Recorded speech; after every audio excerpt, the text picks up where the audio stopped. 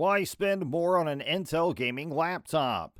Do you enjoy playing competitive video games?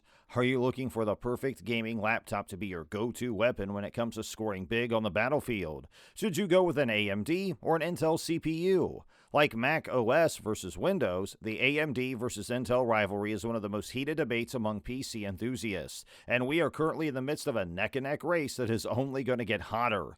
For much of 2020 and 2021, Intel suffered the same kind of downturn that AMD did in the 2010s when Team Red dominated gaming and general computing with its Ryzen 5000 chips. However, in late 2021, Intel released its 12th generation Alder Lake-based CPUs, tying the score. The race for CPU supremacy has never been so close. Now that 2022's arrived, let's take a look at AMD and Intel's current situation. Hey folks, welcome back to TechZen, where in this video, we're going to find out the best processor in gaming laptops. But before we begin, make sure you subscribe to our channel and click the bell icon so you don't miss out on any of our amazing videos. And let's begin. Desktop processor. AMD CPUs were previously the best option only in the budget and entry-level segments of the market, but that has changed with the AMD Ryzen 3000 and AMD Ryzen 5000. While AMD has traditionally been the best bang for the buck option, things have changed, and Intel now offers the best value. However, this does not imply that Intel is losing to AMD. In fact, its Core i9-12900KS is widely regarded as the fastest CPU available. For a couple of cores and energy-efficient clock speeds, the most affordable AMD or Intel chips will cost between $40 and $60. The best mid-range CPUs cost between $200 and $350, while a top gaming CPU costs around $500. You can spend anywhere from $600 to nearly $1,000 to accelerate intensive tasks like video editing and transcoding. Intel and AMD processors are excellent for gaming and productivity tasks such as video editing. However, neither Intel nor AMD has a single CPU that excels at both tasks. Although Intel's Core i9-12900KS outperforms AMD's Ryzen 9 5950X in both productivity and gaming, AMD's gaming-focused Ryzen 7 5800X3D significantly is faster in games. You don't have to buy the best to get a good CPU for gaming or work. At around $250 to $300, Intel's Core i5-12600K is unquestionably the CPU to buy. It outperforms AMD's Ryzen 5 5600X, our previous mid-range favorite in both gaming and productivity. Intel's also released a slew of low-cost CPUs in the $100 to $200 range, including the Core i5-12400 and the Core i3-12100. Because AMD has been ignoring the budget segment, Intel was able to easily dominate this segment with its new 12th generation CPUs. AMD finally updated its budget offerings in April with CPUs such as the Ryzen 5 4500 and Ryzen 5 5500, but these CPUs were not well received due to their high price, as well as the fact that the 4500 is based on the much older Zen 2 architecture. If you want to build a low-cost system without discrete graphics, Intel is practically your only option. AMD's current Ryzen 5000 APU lineup begins with the Ryzen 5 5600G, which costs nearly $200. While Intel's integrated graphics are typically slower than AMD's, the Core i3-12100 with integrated graphics is inexpensive, sufficiently fast, and pairs well with the future mid-range GPU. In terms of future releases, AMD plans to release the Ryzen 7000 later this year, which will feature the new Zen 4 architecture and TSMC's 5nm process. AMD has been tight-lipped about Ryzen 7000, but we can expect single-core improvements, improved power efficiency, possibly higher clock speeds, and possibly higher core counts. Because Ryzen 7000 will include both a new architecture and new process, we may be able to anticipate the kind of improvement that Ryzen 3000 provided in 2019. However, it's still too early to tell. Meanwhile, Intel is working on 13th generation CPUs based on Raptor Lake, which appears to be a more powerful version of Alder Lake at the moment.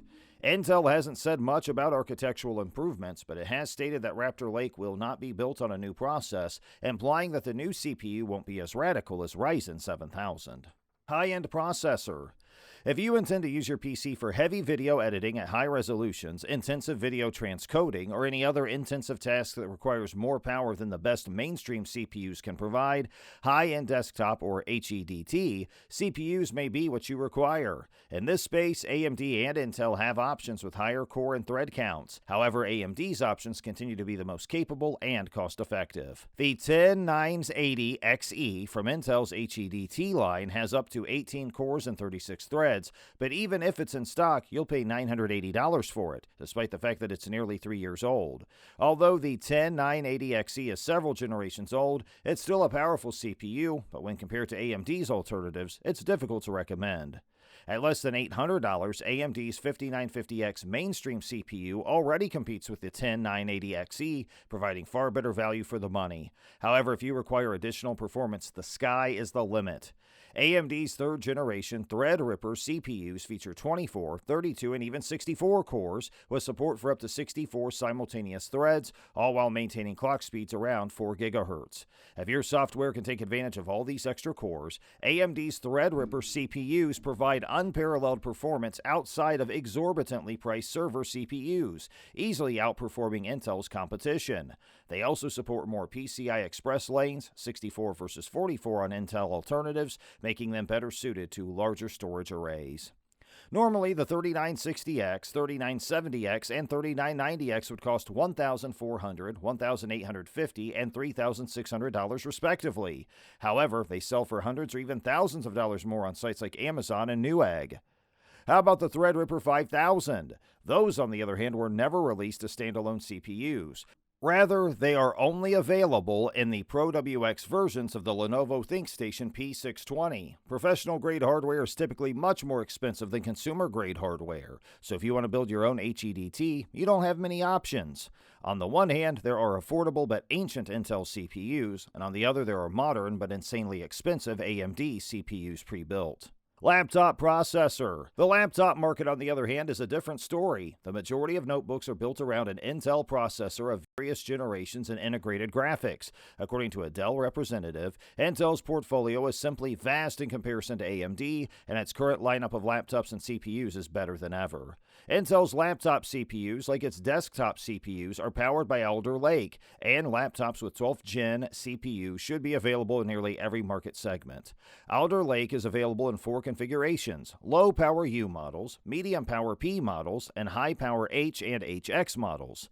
In general, the more power, the faster the CPU, but some H and HX CPUs have fewer cores than P CPUs, so performance will be determined by factors other than power. In general, U and P-type CPUs are found in lighter, thinner laptops that prioritize battery life, decent integrated graphics, and overall satisfactory performance. H and HX CPUs are typically used in gaming laptops and are paired with a powerful AMD or NVIDIA GPU, and soon Intel GPUs.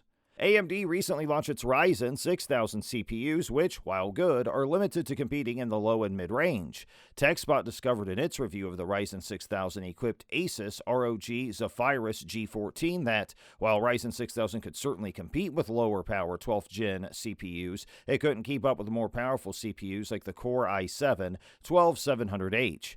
Even worse for AMD is the fact that the 12700H isn't even Intel's fastest mobile CPU. The main issue for the AMD is that its fastest laptop CPUs only have 8 cores, whereas Intel's fastest have 16. Both AMD and Intel provide credible performance for work and play, and there are many more factors to consider when purchasing a laptop than the CPU. So reading individual model reviews is essential. This will especially be important in 2022, as Intel attempts to reclaim its traditional market position against AMD, which is vying for more market share. And that brings us to the end of today's video. We hope you enjoyed it. If you did, please make sure you leave a like and subscribe to our channel for more great ones like it. Thanks for watching, and we'll see you in the next one.